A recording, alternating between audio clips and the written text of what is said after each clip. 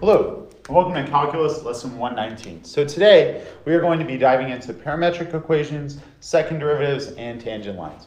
Up to this point, you guys have seen x is a function of t defined as some function, and y is a function of t defined as some function. From there, we found the derivative by saying dy by dx is simply dy by dt divided by dx by dt. It was super simple. We took the derivative of that, and we had that there. We took the derivative of this. We had it on the bottom, and that's it. Bingo. But when we go to the second derivative, it's a little bit more complicated. Remember, for the second derivative, we are finding d squared y by dx squared. Or we're taking d by dx of what we already had, which was dy by dx. And then, well, where am I? dy by dt over dx by dt. So that's a little bit stranger now, okay? Why? Well, I'm taking the derivative with respect to x. I've got all these dt's here. And so we kind of have to reason through this again. So let's start off simply. D squared y by dx squared is the derivative by dx of dy by dx. Okay, so we have that. Now, here's where it gets tricky. I am much more inclined to take the derivative with respect to time of these parametric equations because they're defined parametrically. So, the way it works out, it just happens. I'm sorry, guys.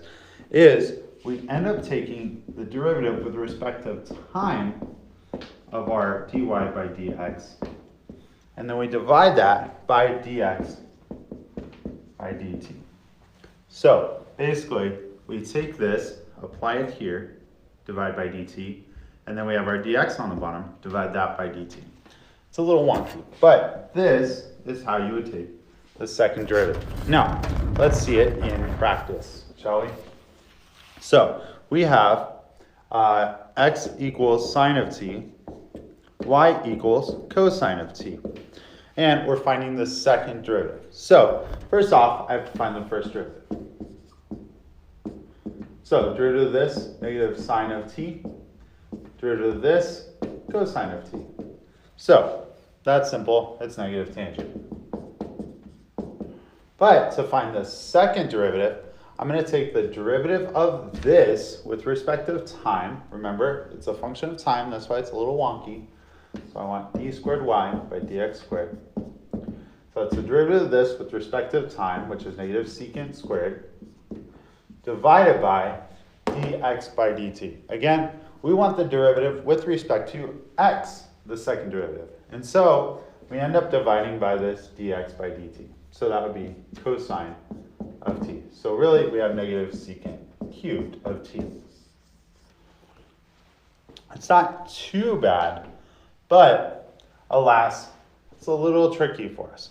Now, if we want to, we can be a little sneaky here.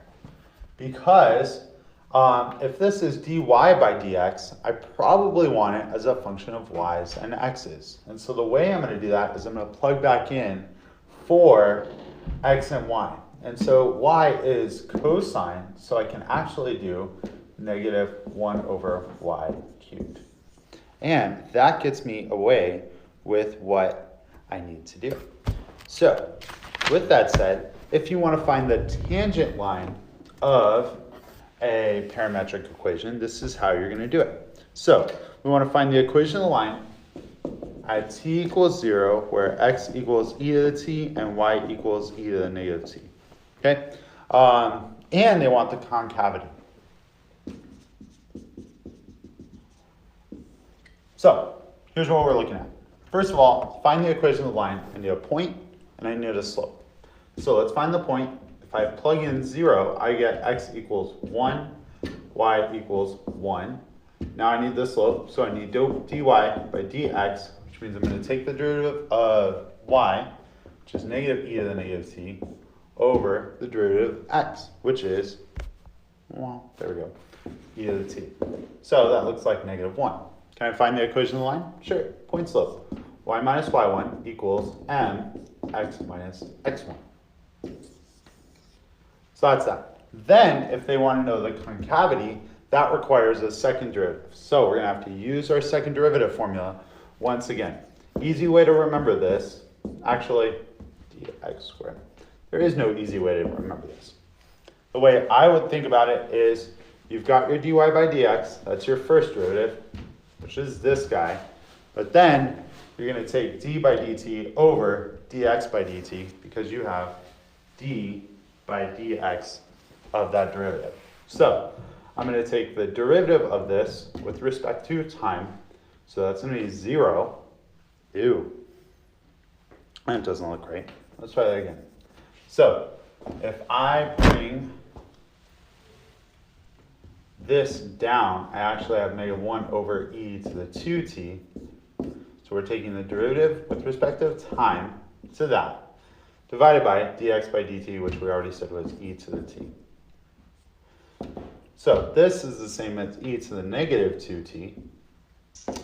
So if I take the derivative of that, I get, looks like 2 e to the -2t over e to the t. From there, we get 2 e to the -3t. If I evaluate at 0, the solution is 2, so it's concave up. And that, my friends, is problem set 119.